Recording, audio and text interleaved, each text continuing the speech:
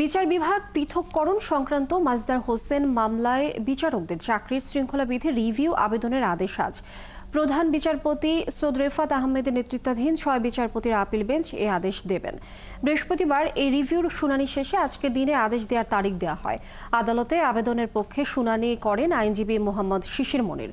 রাষ্ট্রপক্ষে ছিলেন attorney general Mohammad Asaduzzaman. মাজদার Hossain মামলার রায়ের পর ২০১৭ সালের ১১ ডিসেম্বর অধস্তন আদালতের বিচারকদের চাকরির শৃঙ্খলা বিধির গেজেট প্রকাশ করে সরকার। ২০১৮ সালের ৩ জানুয়ারি তা গ্রহণ করে আপিল বিভাগ। এই বিধির মাধ্যমে অধস্তন আদালতের বিচারকদের আইন মন্ত্রণালয়ের অধীনে ন্যস্ত করা হয়েছে উপযুক্ত কর্তৃপক্ষ বলে। এর ফলে অধস্তন আদালতের বিচারকদের বদলি, ছুটি, পদোন্নতি ও শৃঙ্খলা আইন মন্ত্রণালয়ের অধীনে চলে যায়। আওয়ামী লীগ সরকারের পতনের পর চলতি বছর বিচারকদের শৃঙ্খলা বিধি পুনর্বিবেচনা চেয়ে আপিল বিভাগে আবেদন করেন অর্থ মন্ত্রণালয়ের সচিব। এতে বিবাদী করা হয় মাজদার হোসেন ও সংশ্লিষ্ট অন্যদের। ১৯৯৯ সালের ২রা ডিসেম্বর আপিল বিভাগ মাজদার হোসেন মামলায় ১২ দফা নির্দেশনা দিয়ে রায় দেয়।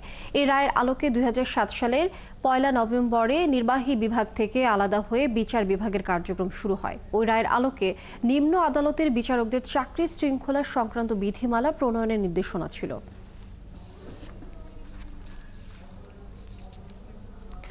দর্শক, এই বিষয়ে বিস্তারিত জানবো। এই মুহূর্তে হাইকোর্টে আছেন সহকর্মী শওকত সাদিক, যুক্ত হচ্ছেন তিনি আমাদের সঙ্গে।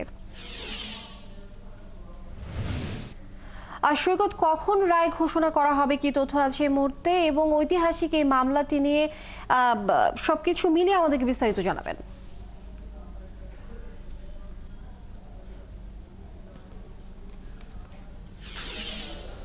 লিনিয়া, এই মামলাটির গত বৃহস্পতিবার সর্বশেষ শুনানি শেষ হয় এবং সেই শুনানিতে শুনানি করেন আইনজীবী শিশির মনির এবং শুনানি শেষে আজকের জন্য কিন্তু আজকে রায় দেওয়া হবে আপিল বিভাগে। প্রধান বিচারপতি ডক্টর সৈয়দ রেফাত আহমেদের নেতৃত্বাধীন ৬ সদস্যের আপিল বিভাগে এটা রায় দেওয়া হবে। আপিল বিভাগ সকাল ৯টায় খুলে থাকে, হয়তো আমরা ৯টা থেকে 10টার মধ্যে এই মামলাটির আদেশ দেয়া হয়ে যাবে। আপনি বলছিলেন যে এই নিম্ন আদালতের বিচারকদের যে অধীনস্থতার ব্যাপারটি তা এখনও আইন মন্ত্রণালয়ের অধীনে রয়েছে। তাদের যে শৃঙ্খলা বিধি পুনর্বিবেচনার যে আবেদনটি করা হয়েছে, কারণ হচ্ছে যেহেতু এই নিম্ন আদালতের যে বিচারক সবই কিন্তু সিভিল সার্ভিস কমিশন রয়েছে, তাদের পুনরায় যাতে এই আইন মন্ত্রণালয় থেকে এই যে বিচার বিভাগে নিয়ে যাওয়া হয়, যেহেতু অনেক দিন ধরেই বিচার বিভাগ পৃথকীকরণের একটি কাজ চলছে, এটা থেকে বারবার প্রধান বিচারপতি সহ অন্যান্য সিনিয়র আইনজীবীরা চাচ্ছেন যে বিচার বিভাগ আলাদা সচিবালয় করা হোক এবং এই যে বিচারকদের শৃঙ্খলা বিধি বা চাকরি বিধিমালা তাদের যেহেতু সব কিছু এখন আইন মন্ত্রণালয়ের অধীনে হয়ে থাকে, তো এখন এই মামলার বা এই পুনর্বিবেচনা বা রিভিউ আবেদনটির মাধ্যমে চাওয়া হচ্ছে এবং আইনজীবীরা চাচ্ছেন যে সারা বাংলাদেশের নিম্ন আদালতের যে বিচারপতি রয়েছেন বা অন্যান্য কর্মচারী রয়েছেন তারাও যাতে এই সুপ্রিম কোর্টের আওতায় থাকবে এবং তাদের ছুটি, তাদের শৃঙ্খলা বিধির অন্যান্য যে বিষয়গুলো রয়েছে তা সব কিছুই যাতে এখান থেকে নিয়ন্ত্রিত হয়, এই বিষয়টি তারা বারবার চাচ্ছেন। এবং গত বৃহস্পতিবার দিন আইনজীবী শিশির মনির বলছিলেন যে কিভাবে ২০১৮ সালে, যদিও তখন বিচারপতি এস.কে. সিনহা যখন ছিলেন, ৯ সদস্যের আপিল বিভাগ ছিলেন, তখন আইন মন্ত্রণালয় থেকে যে নির্দেশনাটি আসে তারা বলছিলেন যে এটা কোনো অবস্থায় বাস্তবায়ন করা সম্ভব নয়।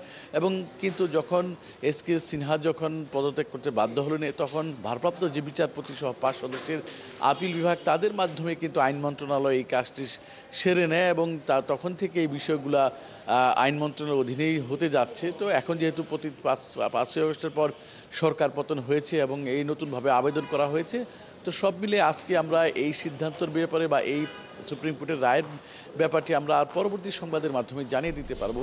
পাশাপাশি লিনি আরেকটি বিষয় জানাই, শুধু আজকে আদালত পাড়ায় শুধু গরম খবর নাই, আজকে কিন্তু ট্রাইব্যুনালও বেশ তৎপর থাকবে। ট্রাইব্যুনালেও বেশ দুটি গুরুত্বপূর্ণ মামলা রয়েছে। আজকে ট্রাইব্যুনালে ওই ৫ই আগস্টের যে পরে জুলাই গণ অভ্যুত্থানে যে রংপুরে আবু সাইদ যে মারা গিয়েছিল, হত্যা হয়েছিল, সেই ঘটনায় দায়ের করা মানবতা বিরোধী মামলার অভিযোগ গঠনের উপরে কিন্তু আজকে ট্রাইব্যুনাল ২-এর শুনানি রয়েছে। ট্রাইব্যুনালে একও চাংখারপুলের মামলার শুনানি রয়েছে। সব মিলিয়ে লিনি এখন পর্যন্ত বলা চলে যে আজকে আদালত পাড়া কিংবা ট্রাইব্যুনালে নানান সংবাদ আমরা পরবর্তী সংবাদগুলোতে দিতে পারবো। এখন পর্যন্ত আমরা হয়তো 10টার মধ্যে আমরা এই নিম্ন আদালতের শৃঙ্খলা বিধি সংক্রান্ত রিভিউ আবেদনের যে আদেশ, সেটা আমরা হয়তো আর আধ ঘন্টার মধ্যে পেয়ে যাব এবং পরবর্তী সংবাদে জানিয়ে দিতে পারবো। পারবো।